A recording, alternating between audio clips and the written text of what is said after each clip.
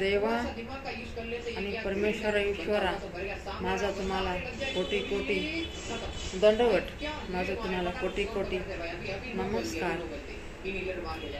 जिंदगीमध्ये देवा परमेश्वरा, मी एवढी मेहनत केलेली आहे ना, एवढी मेहनत केलेली आहे ना, मला असं सांगायचं म्हणलं तरी नको वाटते सांगायला. देवा परमेश्वरा, तुम्हाला तर माहिती आहे मी किती मेहनत केलेली आहे आणि किती नाही. तुम्ही देवा बघतात, माणसं बघत नाहीत मला. आणि माणसं कोण बघणार? माणसं बाहेरच्या माणसांना काय गरज आहे बघायला? तरी घरचे आपले, आपली आई झाली, बहीण झालं, भाऊ झाला, आपली लेकरं झाले, आलेली सुनबाई झाली, आलेले नातरुंड झाले, सगळ्यांना कुणालाही दिसत नाही मी किती मेहनत केलेली आहे, मी कशी आहे आणि कशी नाही. कुणालाच काहीच वाटत नाही, कुणाला काहीच असं माझं म्हणजे सगळेजण नासमजमध्ये आहेत. तरी मी रात दिवस रडत राहते की देवा परमेश्वरा, माझं कधी चांगलं करतो देवा परमेश्वरा, कधी चांगलं करतो देवा परमेश्वरा. माझी सून आवाज कम कर, माझी सून कामाला नको, कोणतीही सून माझी कामाला नको.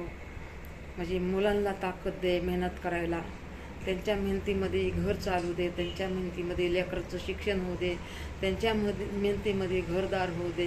मी हे देवाला प्रार्थना करते. माझ्या मेहनतीमध्ये मी घर केलं, दार केलं, मी सगळं केलं. आणि तसंच माझ्या मेहनतीच्या बळाने माझ्या लेकरांना मेहनत करायला ताकद दे, मेहनत करायला ताकद दे. हे मनगड बळ दे माझ्या लेकरांना की मेहनत करून मोठं बनवू दे, सुखाने दिवस जाऊ दे त्यांचे. पण मी हे देवाला मागणी टाकते. रोज उठून झोपायच्या टायमाला म्हणते देवा परमेश्वरा, माझी पोरी असू दे, माझी पोरं असू दे, त्यांना सुखी ठेव आणि त्यांना घरदार दे.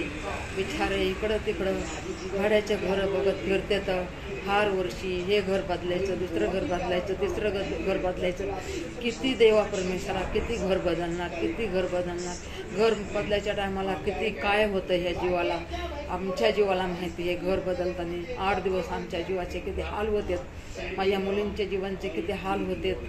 ते देवा तुम्ही बघतात, माणसं बघत नाहीत. तेच मी देवाला आशीर्वाद मागते की स्वतःचे घरं दे, माझ्या मुलींना दे, माझ्या मुलांना दे. मला तर आहे देवा, मला तर आहे, पण आता माझं तेच लेकरांचं आहे.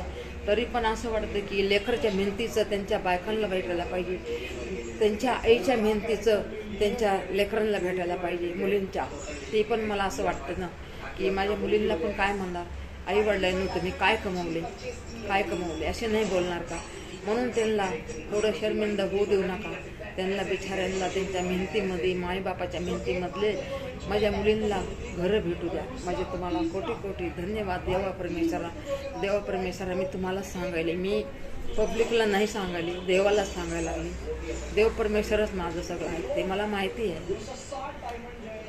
धन्यवाद. सगळं चांगलं करा देवा परमेश्वरा. सुखाचे दिवस बघायला भेटू द्या माझ्या मुलींना, मुलांना, नातरुंडांना, सुनबाईला. मी लय मेहनत केलेली, माझं फळ माझ्या लेकरांना भेटू द्या.